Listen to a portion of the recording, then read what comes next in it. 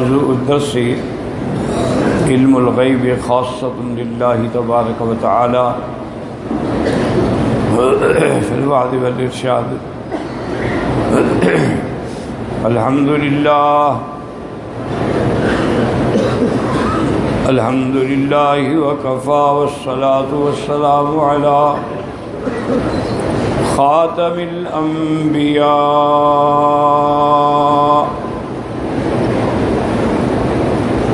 سیدنا وحبیبنا محمد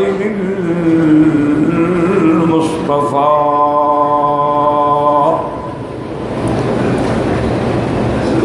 وعلى آلہ المجتبى واصحابہ النجبى۔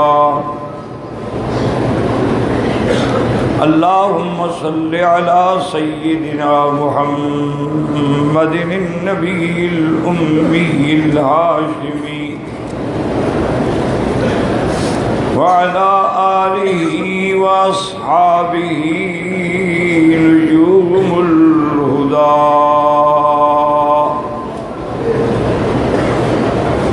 اما بعد فقد قال اللہ تبارک و تعالی فی القرآن المجید والفرقان الحمید۔ اعوذ باللہ من الشیطان الرجیم، بسم اللہ الرحمن الرحیم۔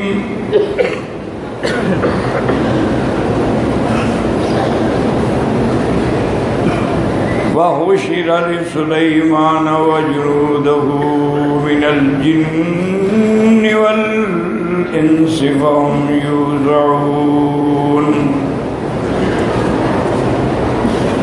حَتَّى إِذَا أَتَوْا عَلَى وَادِ النَّمْلِ قَالَتْ نَمْلَةٌ يَا أَيُّهَا النَّمْلُ ادْخُلُوا مَسَاكِنَكُمْ لا يهتمنكم سليمان وجنوده وهم لا يشعرون۔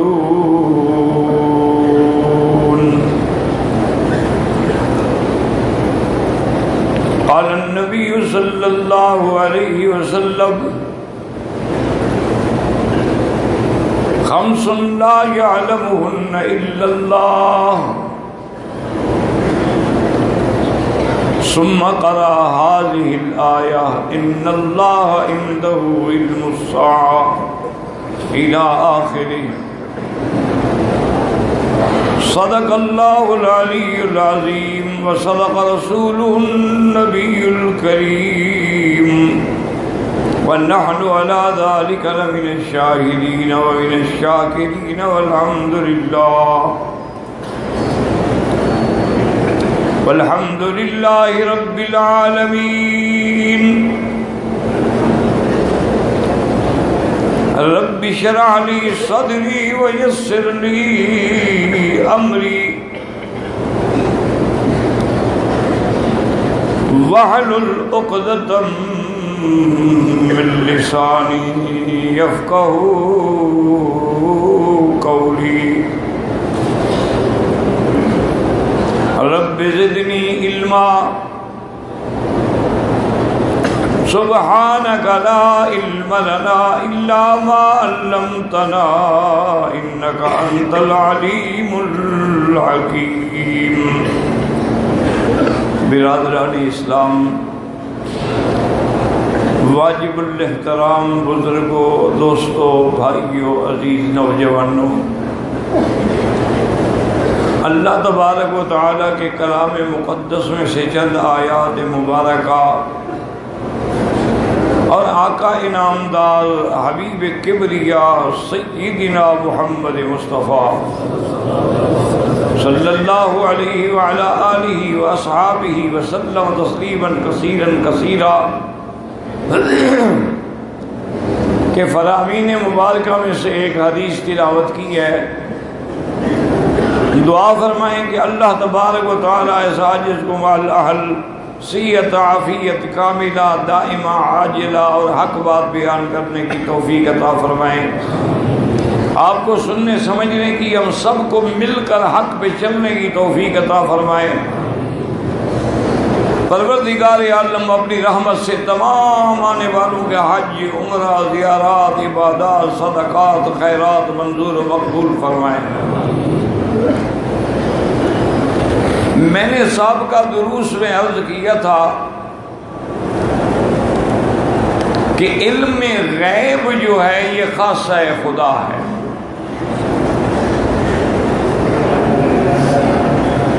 عالم الغیب والشہادہ اللہ کی ذات ہے۔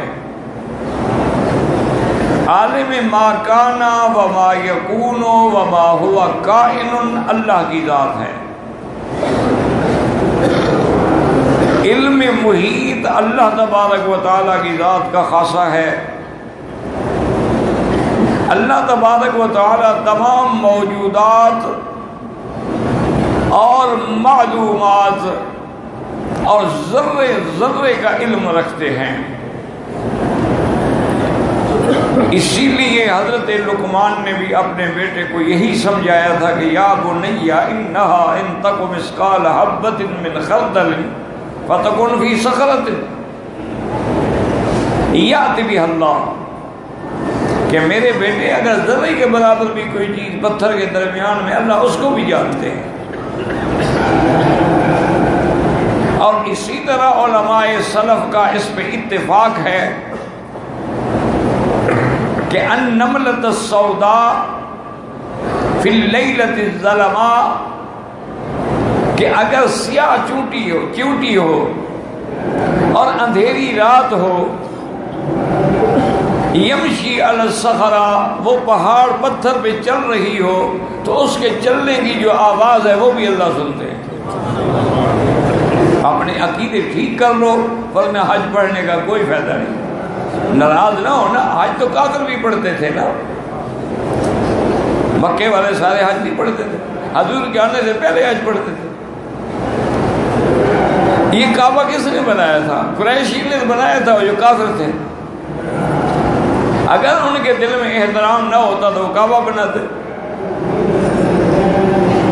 اور سکایا، رفادہ، اچھا اسی طرح صرف یہ نہیں کہ وہ طواف کرتے، حج پڑھتے تھے، مینا جاتے، عرفات جاتے، مزدلفہ جاتے، لبیک پڑھتے۔ تو اصل بات اچھی طرح سمجھ لیں کہ علم غیب جو ہے، یعنی مثلا بعض لوگ جو ہیں وہ اللہ رحمت فرمائے غلطی میں پڑ گئے، انہوں نے کہا کہ اللہ تعالیٰ جو ہے جو چیز موجود ہے یا واقع ہے اس کا علم رکھتے ہیں، لیکن جو چیز ابھی واقع نہیں ہوئی ہے، لیکن نہیں، صحیح عقیدہ یہی ہے کہ اللہ تبارک و تعالیٰ جو چیزیں موجود ہیں یا معدوم ہیں یا آنے والی ہے یا قیامت تک ذرے ذرے کا اللہ کو علم ہے۔ اس لیے صحیح حدیث مبارک ہے کہ سب سے پہلے اللہ تعالیٰ نے اول ما خلق اللہ القلم، سب سے پہلے اللہ نے قلم پیدا کیا، اور اس قلم کو اللہ نے حکم دیا کہ اکتب ما کان وما یکون وما ہوا کائن الی یوم القیامہ۔ اللہ نے حکم دیا کہ لکھو، قلم نے اللہ کے حکم سے لکھنا شروع کیا، جو ہو گیا، جو ہو رہا ہے، جو ہوگا، جو قیامت تک ہوگا، سب لکھ دیا۔ اور لکھنے کے بعد اس کو ایک کتاب محفوظ میں بند کر دیا۔ محبوب دو عالم نے فرمایا کہ جفت القلم وطویت الصحف، اب صحیفے لپیٹ دیے گئے اور قلم خشک ہو گیا، اب کچھ نہیں اس میں تبدیلی ہوگی۔ اور یہ کب اللہ نے قلم پیدا کی؟ ابھی آج پوری کائنات کے پیدا ہونے سے 2000 سال پہلے۔ اس میں ہر چیز، ایک ایک ذرے کا علم جو ہے وہ اللہ نے لکھ دیا۔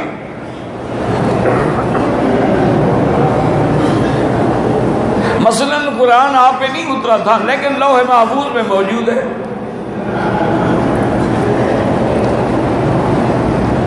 اور یہاں ایک ضروری بات سمجھ لیں کہ بہت سارے میرے دوستوں کو مغالطہ ہوتا ہے کہ جی جب اللہ نے لکھ دیا کہ یہ بندہ کفر کرے گا، یہ شرک کرے گا، یہ زنا کرے گا، یہ قتل کرے گا، جب لکھ دیا تو اللہ نے لکھ دیا تو بدل نہیں سکتا۔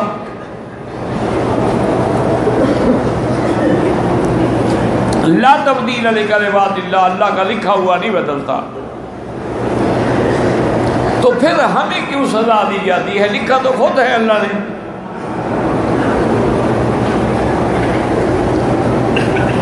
یہ تو اللہ کی تقدیر میں لکھا ہوا ہے کہ اس بندے کے 2 بیٹے ہیں یا 2 بیٹیاں، ایک اچھی ہوگی ایک بری ہوگی، تو لکھا ہے اللہ نے، ہمیں کیوں سزا ملے گی؟ اسی لیے بہت بڑے بڑے لوگ جو تھے نا مسئلہ تقدیر پہ گمراہ ہو گئے۔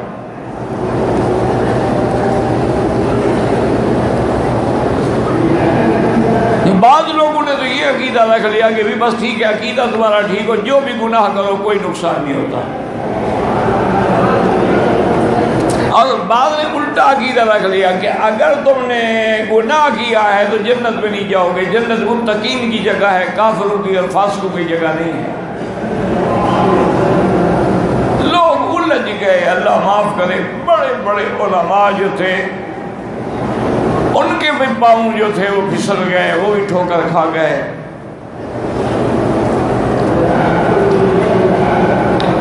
تو پہلی چیز تو یہ سمجھیں کہ تقدیر کے مسئلے پر کبھی بھی بحث نہ کیا کریں۔ اسی لیے ہم نے کیا، ہمارا ایمان ہے کہ نؤمن بالقدر خیرہ وشرہ من اللہ تعالی والبعث بعد الموت۔ ہمارا ایمان ہے کہ خیر بھی اسی کی طرف سے ہے، شر بھی اسی کی طرف سے ہے، جس کو چاہیں ہدایت دیں، جس کو چاہیں گمراہ کریں۔ لیکن ادب کا تقاضا یہ ہوتا ہے کہ شر کی نسبت اپنی طرف کرو یا شیطان کی طرف کرو، اور خیر کی نسبت جو ہے وہ اللہ کی طرف کرو۔ اب دیکھو، آسمانوں زمینوں کے بنانے والا بھی اللہ ہے، انسانوں کو پیدا کرنے والا بھی اللہ ہے، کتے اور خنزیر کو پیدا کرنے والا کون ہے؟ لیکن یہ بے ادبی ہوگی کہ ہم کہیں یا خالق الخنازیر والکلاب، یہ کہیں گے یا خالق السماوات والارض۔ اب سمجھو اللہ تبارک و تعالی کسی کو بھی اس کے اپنے عمل کے سوا کبھی سزا نہیں دیتے۔ لہا ما کسبت وعلیہا ما اکتسبت لیس للانسان الا ما سعی ولا تزر وازرۃ وزر اخری۔ باقی یہ جو ہے کہ تقدیر میں لکھا ہوا ہے، اس لکھے کا مطلب سمجھو۔ مثلاً آپ گاڑی میں بیٹھتے ہیں، کار میں بیٹھتے ہیں، یا گھروں میں بھی اب ایسے ایئر کنڈیشن لگ گئے ہیں کہ جن میں دونوں سسٹم ہوتے ہیں، کولنگ کا بھی اور ہیٹنگ کا بھی۔ جو اگر سردیوں کا موسم ہو اس کو ہیٹ پہ کر دو، وہ گرم کرے گا، گرمیوں کا موسم ہو تو اس کو کولنگ پہ لے آؤ تو وہ ٹھنڈا کرے گا۔ اور اسی لیے انہوں نے نشان میں رنگ بھی لگا دیا ہے کہ اگر سرخ پہ رکھو گے گرم کرے گا، چونکہ ایک آدمی پڑا ہوا نہیں ہے تو بیچارہ کیا کرے گا۔ اور نیلا رنگ بھی رکھ دیا بھی، ہاں ٹھنڈا کرے گا۔ اگر آپ نے گرمی کے موسم میں کار میں بیٹھ کے اس کے ہیٹر کو آن کر دیا ہے اور کار تو پھر اندر آگ بن جائے گی، تو اس میں کوئی پوچھے یہ کیا کرے ہوگا؟ لکھا ہوا ہے، تو لکھے ہوئے کی غلطی ہے یا استعمال کرنے والے کی غلطی ہے؟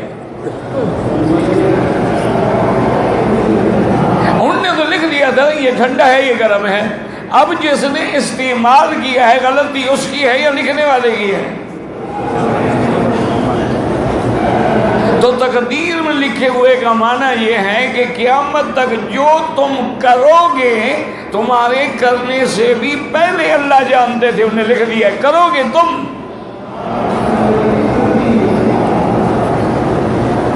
اس پہ سزا ملے گی، لیکن جو تم نے کرنا ہے وہ لکھا ہوا ہے۔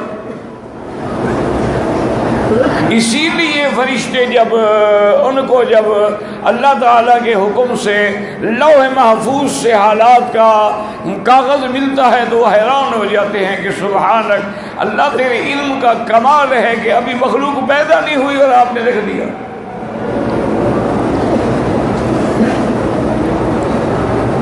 اسی لیے حدیث میں ہے نا کہ حضور پاک نے فرمایا وَإِنِّي عِندَ اللَّهِ لَخَاتَمُ النَّبِيِّينَ، کہ میں خاتم النبیین تھا اللہ کے ہاں، آدم تو ابھی پیدا ہی نہیں ہوئے تھے۔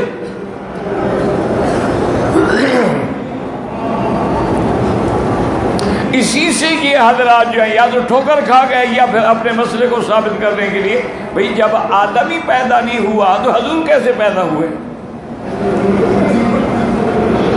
ابتدائی انسانیت ہی آدم سے ہے۔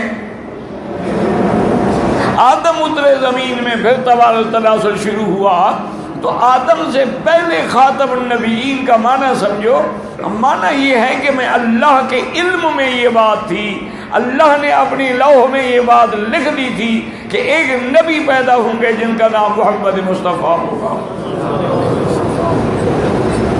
جو خاتم الانبیاء ہوں گے۔ ابھی آدم بھی پیدا نہیں ہوا تھا، ٹھیک بات ہے، تو اس مسئلے کو سمجھا کرو، لوگ پھر اسی میں ٹھوکریں کھاتے ہیں۔ علم غیب جو ہے وہ خاصہ خدا ہے،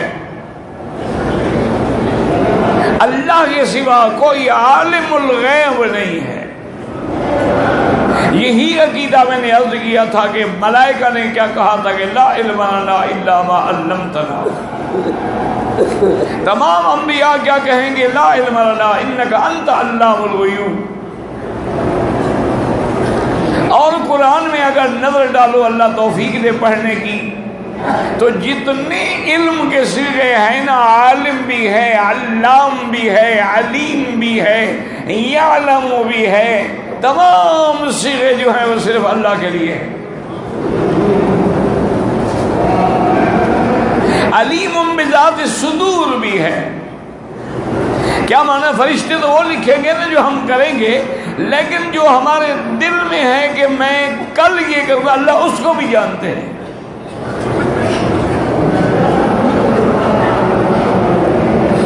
اب یہ بات دیکھیں کہ اللہ کے پیغمبر ہیں حضرت سلیمان، حضرت داؤد، جن کو اللہ نے بڑا شان دیا تھا، جن کو اللہ نے نبوت بھی دی اور بادشاہت بھی دی، وہ نبی بھی تھے اور بادشاہ بھی تھے، اور اللہ نے بڑے بڑے معجزات بھی عطا فرمائے تھے۔ حتیٰ کہ حضرت سلیمان علیہ السلام نے اللہ کا شکر ادا کرتے ہوئے کہا تھا کہ یا ایھا الناس علمنا منطق الطیر، اللہ نے ہمیں پرندوں کی بولیاں بھی سکھا دی ہیں، اللہ نے ہمیں حشرات کی بولیاں بھی سکھا دی ہیں، اللہ نے جنوں جیسی سرکش چیز کو بھی ہمارے تابع کر دیا ہے، اللہ نے ہوا کو بھی ہمارے تابع کر دیا، وسخرنا لہ الریح۔ کتنی بڑی عظیم چیز ہے، کتنے بڑے معجزات ہیں۔ حضرت داؤد کے لیے اللہ نے وَأَلَنَّا لَهُ الْحَدِيدَ، لوہے کو نرم کر دیا تھا، جیسے چاہے ہاتھ سے موڑ لیں۔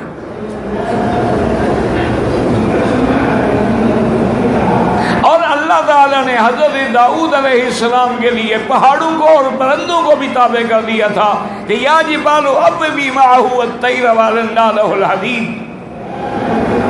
کہ حضرت داؤد جب ذکر کرتے تھے پہاڑ بھی ساتھ مل جاتے تھے، پرندے بھی ساتھ مل جاتے تھے۔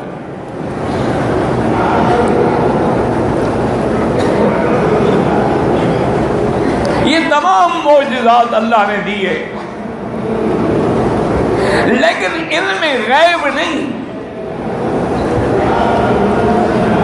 دو عورتیں سفر کر رہی تھی، دونوں کے بچے تھے، اور خدا کی شان ہے کہ دونوں کی عمر بھی ایک جیسی تھی، یعنی 5-10 سال دن کے بچے تھے۔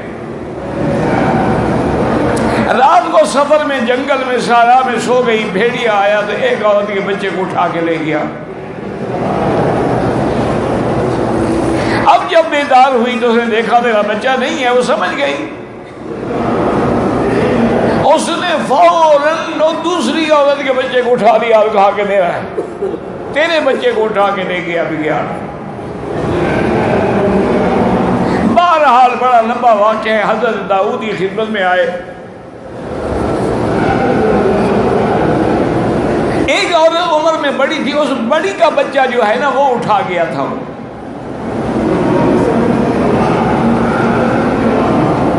اب انہوں نے قصہ پیش کیا،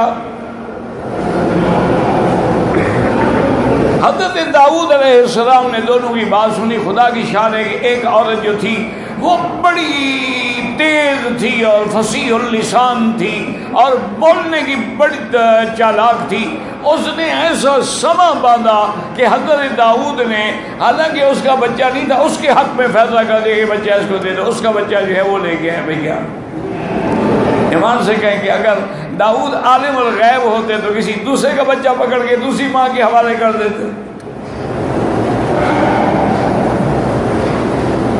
کبھی نبی ایسا کر سکتا ہے کہ بچہ اس کو دے دے؟ یہ تو ظلم ہے۔ اللہ کے انبیاء ظلم سے پاک ہیں۔ اللہ کی شان ہے کہ حضرت سلیمان علیہ السلام ابھی جوان تھے تو وہ بھی مجلس میں آ گئے اور انہوں نے بھی سنا، تو انہوں نے کھڑے ہو کے عرض کیا کہ ابا جان اگر آپ برا نہ منائیں تو ان کا فیصلہ میں کر دوں، کیونکہ فیصلے کے بعد بھی تو جس کا بچہ نہیں ملا وہ رو رہی تھی بیچاری۔ حضرت داؤد نے فرمایا ٹھیک ہے بیٹا تم کر دو، اور بیٹا لائق ہو تو باپ کو خوشی ہوتی ہے۔ حضرت سلیمان علیہ السلام نے حکم دیا کہ جلاد کو بھی بلاؤ اور چمڑے کا فرش بھی بچھاؤ۔ جلاد آ گیا، چمڑا بچھ گیا، تو آپ نے فرمایا جلاد سے کہ اس بچے کو جو موجود ہے اس کے سر پہ نشان لگاؤ، بالکل درمیان میں ہو، اور اسی تلوار سے اس کو 2 ٹکڑے تقسیم کرو، بالکل برابر، ایک ادھر ہو جائے گا، اور ایک ٹکڑا اس عورت کو دے دو، ایک ٹکڑا اس عورت کو دے دو۔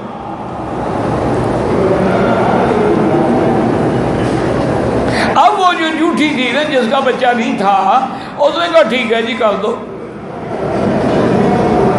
اور جو حقیقی ماں تھی وہ کھڑی ہو گئی، اس نے کہا حضرت میں نے جھوٹ بولا، یہ بچہ اسی کا ہے۔ اس کی وجہ اس نے سمجھا کہ چلو بچہ مجھے نہ ملے زندہ تو رہے گا نا، کبھی نہ کبھی چلو اپنے بیٹے کو دیکھ لیا کروں گی، یہ تو نہیں کہ میرے سامنے 2 ٹکڑے ہو جائے۔ تو حضرت سلیمان نے فرمایا کہ بیٹا تمہارا ہے، یہ جھوٹ بولتی ہے۔ حضرت داؤد علیہ السلام بھی بڑے خوش ہوئے، لیکن علم غیب دونوں کو نہیں تھا۔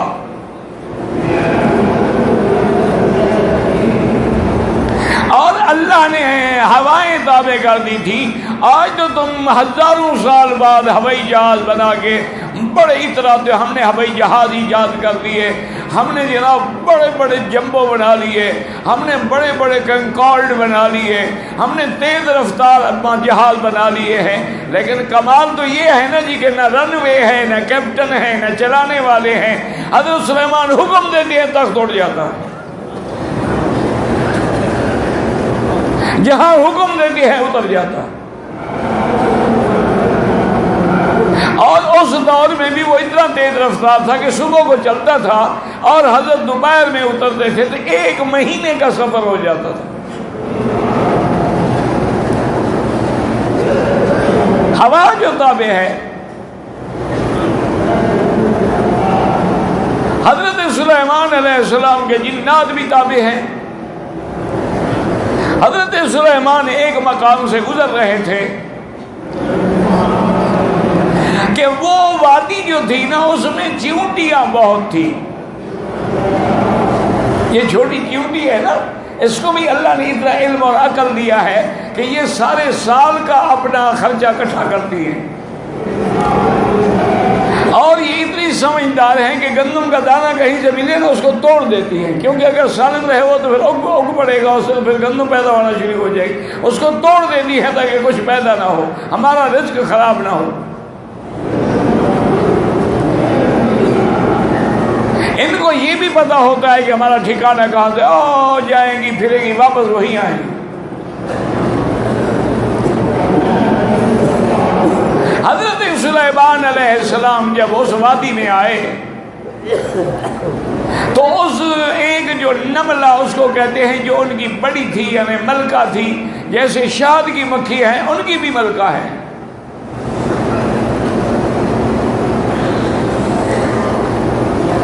تو اس نے فوری طور پہ دیکھیں کہ اعلان کیا کہ یا ایھا النمل ادخلوا مساکنکم، اور نے کہا چیونٹیوں اپنے اپنے بلوں میں گھس جاؤ، لا یہدمنکم سلیمان وجنود، ایسا نہ ہو کہ سلیمان اس کا لشکر تمہیں پاؤں کے نیچے راؤنڈ ڈالے تم مر جاؤ۔ اور دیکھو چیونٹی ہے لیکن کیسی بات کہتی، وَهُمْ لَا يَشْعُرُونَ،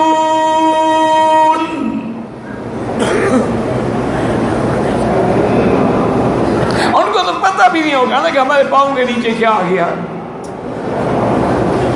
کتنی بڑی بات کہے گی کہ پیغمبر آمدن چیونٹی کو بھی نہیں ماننا چاہتا۔ آج تو پیغمبر کے ماننے والے بندوں کو مار دیتے ہیں۔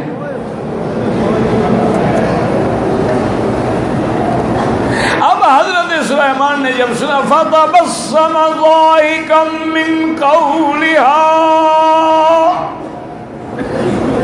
آپ مسکرائے، کہا میرا اللہ تیرا کمال کروڑ شکر ہے کہ تو نے مجھے یہ نعمت عطا فرمائی ہے کہ میں چیونٹی کی بات بھی سمجھ رہا ہوں۔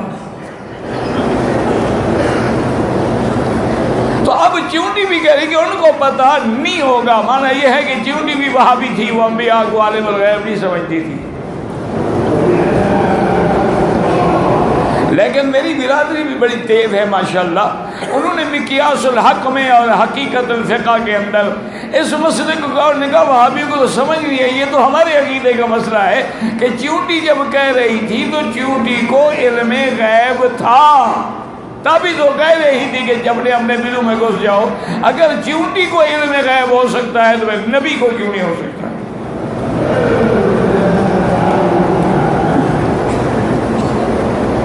حالانکہ آپ اندازہ کریں گے اس میں علم غیب والی بات ہی نہیں ہے، وہ تو قرآن کہتے ہیں اتوا علی وادی النمل، جب اس وادی میں سلیمان کا لشکر آ گیا تب اس نے کہا، اس میں علم غیب کیا ہے؟ لیکن ان کو عادت ہے، انہوں نے قرآن بدلنا پڑے بدل دیں گے، حدیث بدلنی پڑے بدل دیں گے، لیکن اپنے جھوٹے عقیدے کو سچا کرنے کی کوشش کریں گے۔ اللہ تبارک و تعالیٰ کی شان دیکھیں کہ حضرت سلیمان علیہ السلام جہاں رہتے تھے تو اب دیکھا کہ وَتَفَقَّدَ الطَّيْرَ فَقَالَ مَا لِيَ لَا أَرَى الْهُدْهُدَ أَمْ كَانَ مِنَ الْغَائِبِينَ۔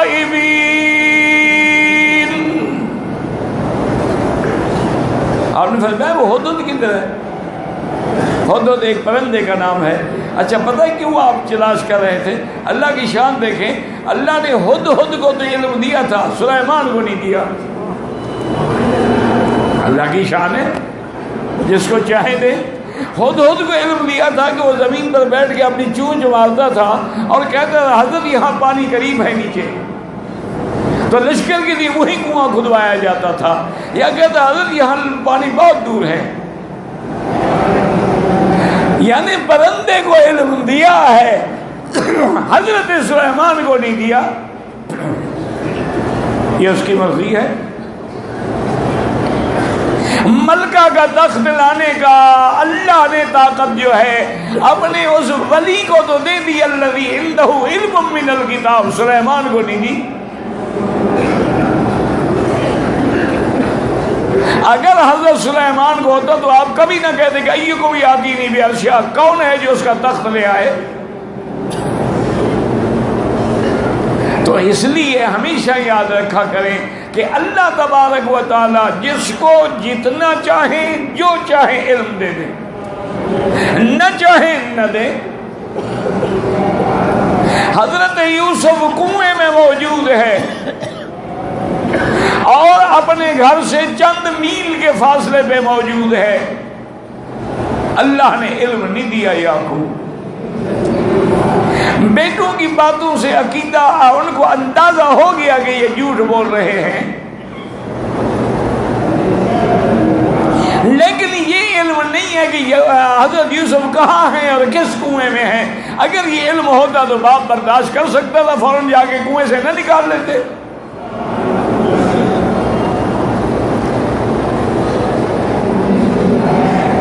لیکن خدا کی شان یہ ہے کہ جب یوسف مصر میں ہے، بادشاہ بن چکا ہے، بھائی سارے مل گئے، معافی ہو گئی، تو انہوں نے فرمایا کہ اذهبوا بقمیصی ھذا فالقوه علی وجه ابی یأت بصیرا، یہ میرا قمیص لے جاؤ اور ابا کی آنکھوں میں لگاؤ، انشاءاللہ ابا کی آنکھیں جو ہے وہ نور نظر جو ہے بحال ہو جائے گی۔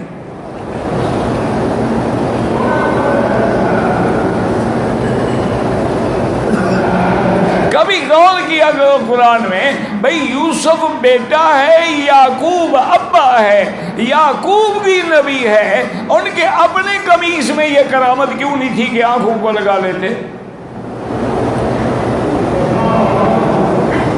اور یا یوسف کے قمیص میں یہ بات تھی۔ وجہ کیا ہے کہ یوسف علیہ السلام کے قصے کی بنیاد جو ہے، عمود جو ہے وہ قمیص ہے۔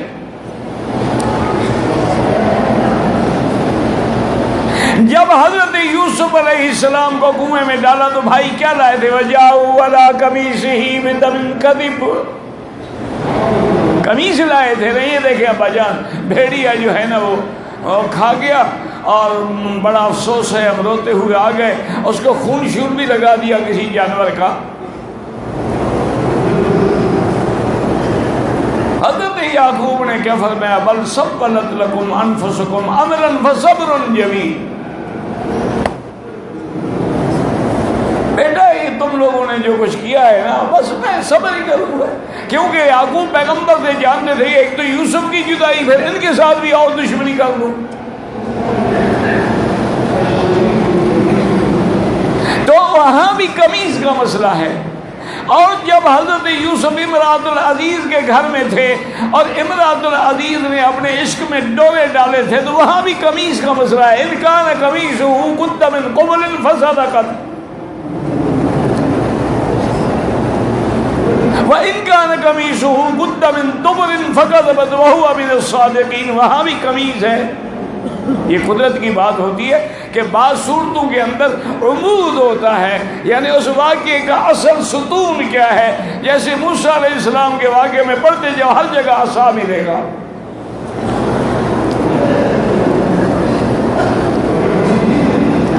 اس لیے یوسف علیہ السلام نے بھی اپنا قمیص بھیجا۔ اچھا وہ وہاں سے قمیص لے کے نکلے تو حضرت یعقوب علیہ السلام اپنے گھر میں بیٹھے ہیں اور سارے بچوں کو بلایا، پوتے پوتیاں نواسے نواسیاں اکٹھی ہو گئی تو کہنے لگے کہ بات سنو، انی لاجد ریح یوسف، کہ مجھے آج یوسف کی خوشبو آ رہی ہے۔ تم شاید نہ مانو اس بات کو لیکن مجھے خوشبو آ رہی۔ قالوا تاللہ انک لفی ضلالک القدیم، کہنے لگے اللہ کی قسم دادا جان آپ کو تو بس اسی یوسف کا خیال ہے، اس خیال میں آپ بیٹھے ہوئے ہیں، کہاں سے خوشبو آ گئی؟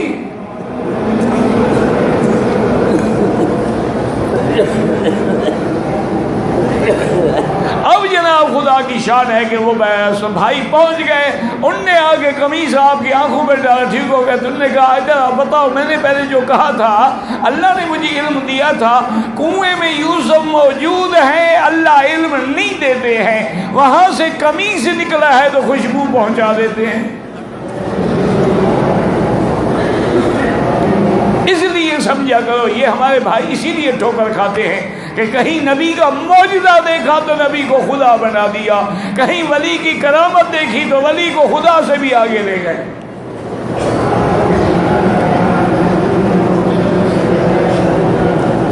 اسی لیے عقیدہ ورنہ یاد رکھو خدا خدا ہوتا ہے، نبی نبی ہوتا ہے، ولی ولی ہوتا ہے۔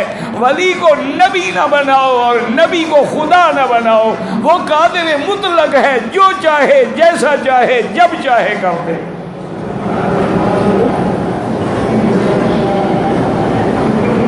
اور یہی عقیدہ تھا تمام صحابہ رضوان اللہ علیہم اجمعین کا۔ اب دیکھیں کہ اللہ نے بندے کو تو علم دیا ہے، لیکن حضرت سلیمان جیسے پیغمبر کو علم نہیں دیا۔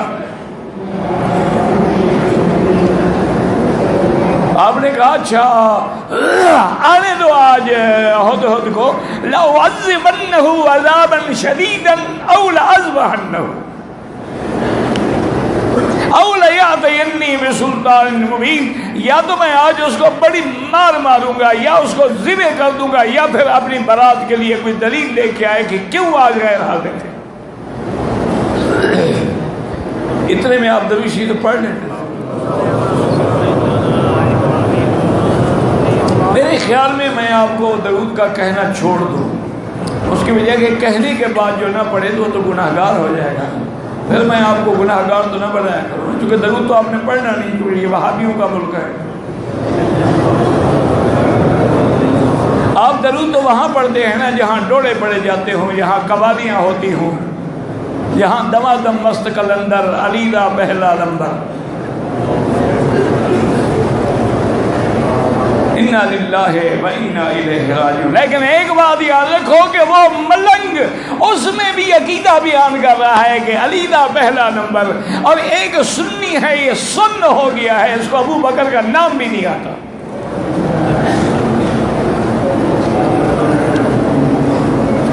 انہوں نے اپنے عقیدے کو ایسا بنایا ہوا ہے کہ خیرات مانگ رہے ہیں نا، پنجاں دے 12 دا صدقہ،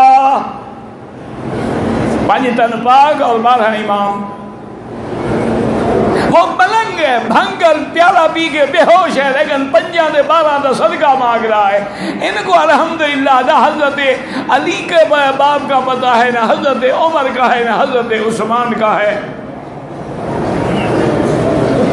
بس ابو بکر زیادہ پڑھا لکھا اور کہہ لکھا صدیق۔ بھئی ابو بکر تو کنیت ہے اور صدیق لقب ہے، یہ نام تو نہیں ہے آپ کا۔ اور کنیت تو تب ہوتی ہے جیسے حضرت علی کی کنیت تھی ابو الحسن، کیونکہ سب سے بڑا بیٹا حضرت حسن تھا۔ حضرت ابو بکر کی کنیت ابو بکر کیسے بن گئی؟ آپ کا کون سا بڑا بیٹا ہے جس کا نام بکر تھا؟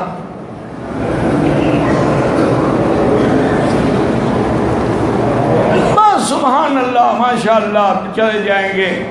یعنی اندازہ کر لینا جی کہ نام ضد میں آ جائیں تو مسجد عائشہ سے بھی عمرہ نہیں ہوتا، جیرانہ سے بھی نہیں ہوتا، اور اپنے ہوٹل سے احرام باندھ لو تو پھر ہو جاتا ہے۔ انا للہ و انا الیہ راجعون۔ دعا کریں اللہ ہمارے ان بچوں کو، نوجوانوں کو، ان کو جذبہ ہے، شوق ہے حدیث کا، لیکن اللہ علم بھی تو دے نا، اللہ سمجھنے کے بھی تو توفیق دے۔ ایک زبر اور زیر کے اندر جو ہے معنی بدل جاتے ہیں۔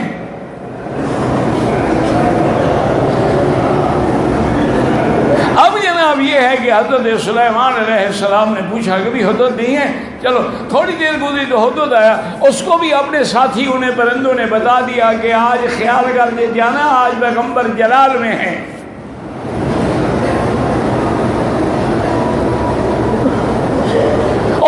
کوئی بات نہیں، راستہ تو میرے لیے پیغمبر نے چھوڑ دیا ہے، لیکن میں اگر کوئی کھلی دلیل لے آؤں گا تو مجھے معافی مل جائے گی۔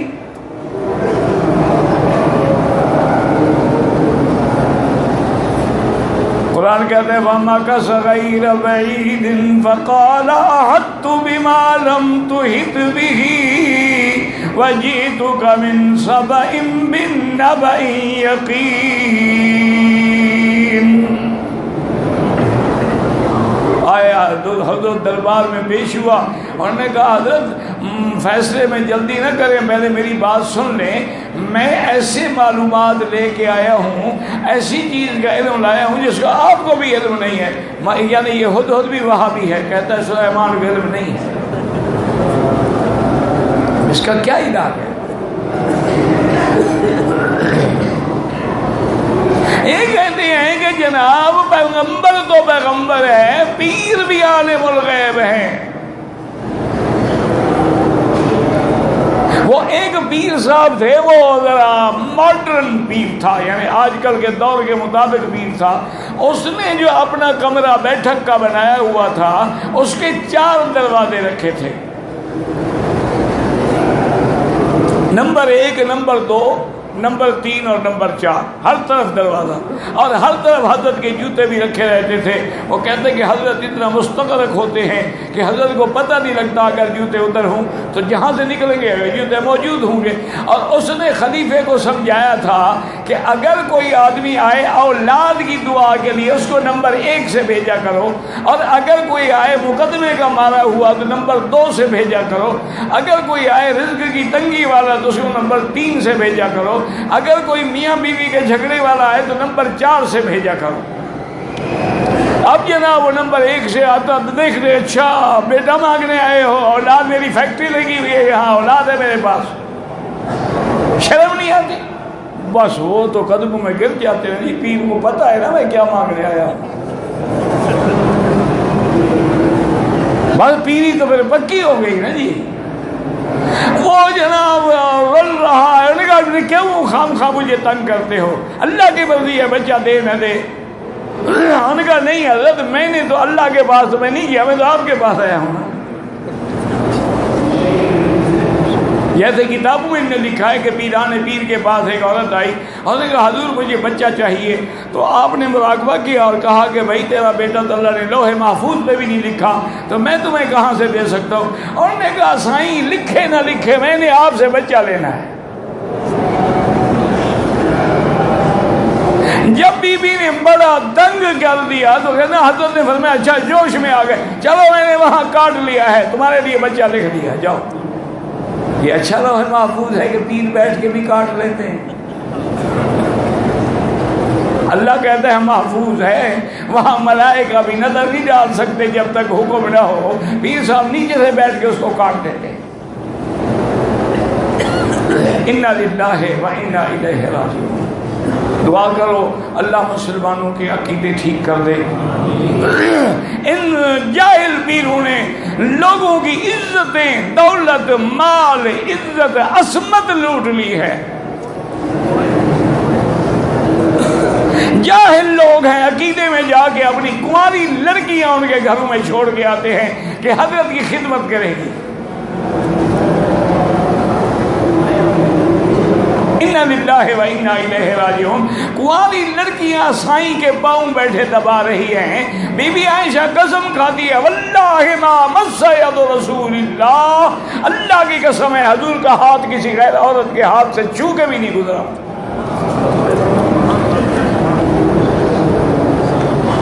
اللہ کا نبی کسی غیر عورت کے ہاتھ چھو کے بھی لگنا الگ بات ہے، یعنی قریب سے گزر جانا، یعنی اتنا قریب بھی نہیں ہوا ہے اور پیر کے پاؤں دابے جا رہے ہیں۔ یہ کون سے پیر ہیں؟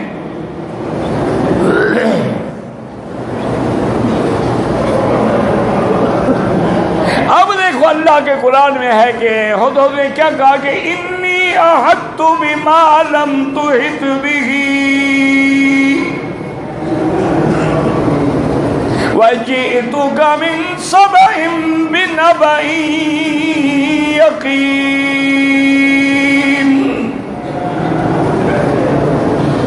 انہوں نے کہا حضرت میں تو بڑی اہم خبر ہوں، میں کیا انی وجدت امرأة تملکہم وَأُوتِيَتْ مِنْ كُلِّ شَيْءٍ وَلَهَا عَرْشٌ عَظِيمٌ۔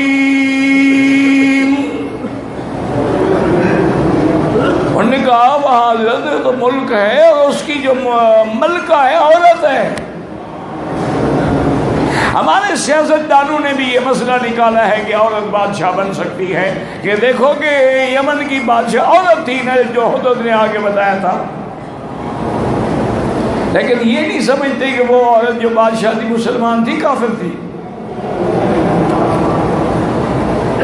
اگر مسلمان ہو تو مسئلہ ثابت کرنا، اگر کافر تھی تو پھر کافروں سے کیا جھگڑا؟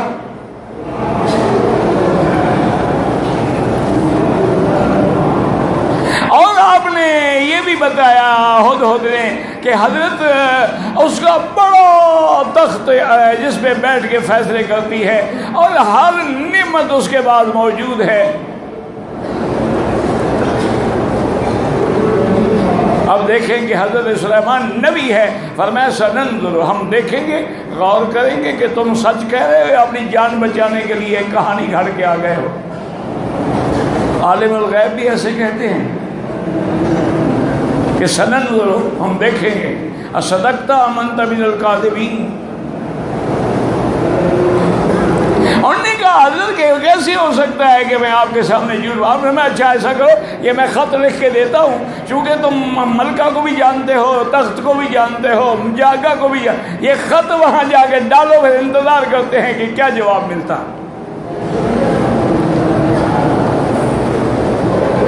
تو اس لیے ہمیشہ یاد رکھیں کہ علم غیب جو ہے وہ خاصہ خدا ہے۔ اللہ اگر دے دے تو ان کی مرضی ہے کہ دے دیں، اور نہ دے تو ان کی مرضی ہے کہ نہ دیں۔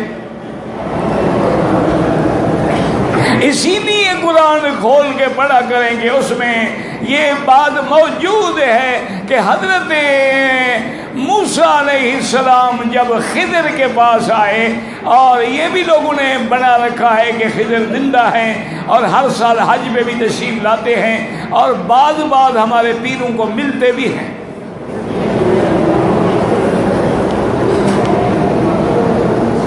نہ ایمان سے کہو یہ اتنے بڑے جھوٹ بولنے کے بعد خدا کے سامنے کیسے جائیں؟ یاد رکھو کہ اگر حضرت خضر زندہ ہوتے سب اور جب تک وہ میرے نبی کا کلمہ نہ پڑھتے، ایمان نہ لاتے، تو پھر تو ان کی نبوت بھی خطرے میں پڑ جاتی۔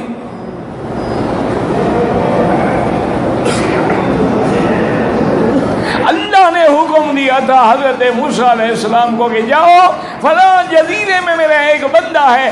اس کے بعد جا کے اچھا غلطی کیا ہوئی تھی کہ آپ خطبہ دے رہے تھے، ایک آدمی نے پوچھ لیا کہ موسیٰ علیہ السلام اس وقت، اس زمانے میں، اس دور میں، اس مکان میں آپ سے بڑا کوئی عالم ہے؟ آپ نے فرمایا کہ نہیں۔ ویسے بات غلط نہیں تھی، نبی جھوٹ نہیں بولتے، بھئی نبی جتنا عالم اور کون ہو سکتا تھا؟ لیکن اللہ کو یہ کلمہ پسند نہ آیا۔ فوق کل ذی علم علیم، ہر عالم سے بڑا عالم ہوتا ہے۔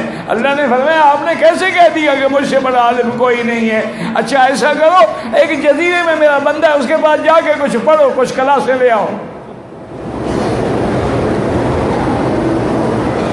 اللہ میں اس بندے کو ڈھونڈوں گا کیسے؟ اللہ قادر ہے، جبریل بھی تو بھیج سکتے تھے نا، لیکن پیغمبر کو تنبیہ کرنی مقصود ہے۔ فرمایا کہ ایک بڑی ٹوکری لے لو اور اس میں ایک زندہ مچھلی رکھ لو، اور ٹوکری لے کے اس دریا کے کنارے چل پڑو، جہاں وہ مچھلی نکل کے ٹوکری سے دریا میں چل پڑے، بس اسی راستے پہ چلے جانا، آگے وہ میرا بندہ سویا ہوگا۔ اب اللہ چاہتے جبریل کو نہیں بھیج سکتے تھے کہ راستہ دکھا دے، اللہ یہ بتلانا چاہتے تھے کہ تم اپنے آپ کو بڑا عالم کہتے ہو، ابھی تو مچھلی کے پیچھے چل رہے ہو۔ میری مرضی ہے میں مچھلی کو علم دوں، میری مرضی ہے میں چیونٹی کو علم دوں، میری مرضی ہے میں ہدہد کو علم دوں۔ حضرت سلیمان یعنی استسقاء کے لیے، بارش کے لیے دعا مانگنے جا رہے ہیں، سارے لوگ اکٹھے ہو گئے، فرمایا بھی واپس آ جاؤ، دعا نہیں کی۔ لوگوں نے پوچھا کیا بات ہے؟ انہوں نے کہا میں نے دیکھا ہے کہ ایک چیونٹی بیچاری ایسے پڑی ہے، ٹانگیں اوپر کی ہوئی ہیں، اور اللہ کے آگے فریاد کر رہی ہے کہ اللہم لا تہلکنا بذنوب عبادک، یا اللہ اپنے بندوں کے گناہوں کی وجہ سے ہمیں تو برباد نہ کر۔ گناہ تو تیرے بندے کرتے ہیں، بارش نہ آئے تو اندر ہمارے دلوں کے اندر آگ بن جاتی ہے، گرمی میں کیسے زندگی گزاریں؟ تو نے حضرت سلیمان نے کہا اللہ نے چیونٹی کی فریاد سن لی ہے، اب مانگنے کی ضرورت ہی نہیں ہے۔ یہ اللہ کی شان ہے، جس کو چاہے دیں، جس کو چاہے نہ دیں۔ اچھا حضرت موسیٰ علیہ السلام پہنچ گئے، قرآن میں قصہ ہے، جب پہنچے تو سلام کیا تو حضرت خضر چادر اوڑھ کے سوئے ہوئے تھے، انہوں نے کہا کہ من این علمت السلام، یہ سلام تم نے کہاں سے سیکھا ہے؟ حضرت سلیمان حضرت موسیٰ سے بڑے جلالی پیغمبر، انہوں نے کہا کیا بات کہتے ہو؟ انا موسیٰ ابن عمران، میں اللہ کا نبی موسیٰ ہوں، مجھے سلام بھی نہیں آتا۔ انہوں نے کہا موسیٰ علیہ السلام اتنا غصہ کرنے کی کیا ضرورت ہے، جاؤ اپنا کام کرو، ادھر کیا کر رہے ہو؟ انہوں نے کہا نہیں، میں آپ کے پاس کچھ پڑھنے آیا ہوں۔ انہوں نے کہا تم نہیں پڑھ سکتے۔ انہوں نے کہا کیا وجہ؟ انہوں نے کہا موسیٰ علیہ السلام تم صبر نہیں کر سکو گے۔ انہوں نے کہا میں وعدہ کرتا ہوں کہ صبر کروں گا۔ انہوں نے کہا نہیں کر سکو گے صبر۔ چل پڑے جی، ایک کشتی میں سوار ہوئے، بڑا واقعہ ہے۔ حضرت خضر نے ہاتھ بھرا اور کشتی کے پھٹے کو توڑ ڈالا تو موسیٰ علیہ السلام تو جوش میں آ گیا۔ انہوں نے کہا اچھا بدلہ دیا ان کو، انہوں نے کرایہ نہیں لیا، ہمیں دریا عبور کرایا اور تم نے ان کی کشتی جو ہے اس کو پھوڑ دیا، توڑ ڈالا ہے۔ حضرت خضر مسکرائے، فرمایا موسیٰ میں نے کہا نہیں تھا انک لن تستطیع معی صبرا، میرے ساتھ تمہارا کام نہیں ہے چلنا۔ اور اسی ضمن میں کشتی کے کنارے پہ ایک چڑیا چھوٹی سی آگے بیٹھی اور چونچ میں بھر بھر کے پانی پی رہی تھی اور چونچ بھر کے لے گئی۔ تو حضرت خضر نے فرمایا کہ موسیٰ هل نقص من ماء البحر شيئا، دریا کے پانی میں سے اس چڑیا کے چونچ مارنے سے کوئی کمی آ گئی ہے؟ انہوں نے کہا حضرت دریا میں کیا کمی آ سکتی ہے؟ انہوں نے فرمایا موسیٰ علمی و علمک و علم الخلائق کلھا، میرا علم تیرا علم ساری مخلوق کا علم اللہ کے علم میں اتنی کمی بھی نہیں کر سکتے جتنا اس نے پانی میں کی ہے۔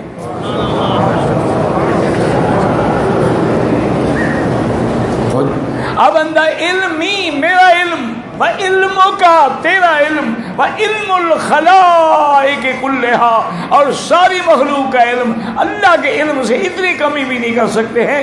دریا کا پانی تو محدود ہے نا، اللہ کا علم تو لا محدود ہے۔ اچھا موسیٰ علیہ السلام کو اللہ نے شریعت کا علم دیا تھا اور حضرت خضر کو اللہ تبارک و تعالی نے تکوینی علم دیا تھا، دونوں کے علم ہی الگ الگ ہے۔ آگے ہے کہ جوان بچہ کھیل رہا تھا، فقتلہ قتل کر دیا، قال قتلت نفسا زکیۃ بغیر نفس، تم نے بغیر بے گناہ بچے کو قتل کر دیا ہے۔ انہوں نے کہا موسیٰ میں نہیں کہا تھا کہ انک لن تستطیع معی صبرا۔ اب آپ خود بتائیں، نعوذ باللہ، جو علم موسیٰ کو تھا وہ خضر کو نہیں تھا، اور جو خضر کو تھا وہ موسیٰ کو نہیں تھا۔ یہ ڈرامہ ہے یا حقیقت ہے؟ اللہ بتلا رہے ہیں کہ علم غیب میرا خاصہ ہے، بندوں کو نہیں ہوتا۔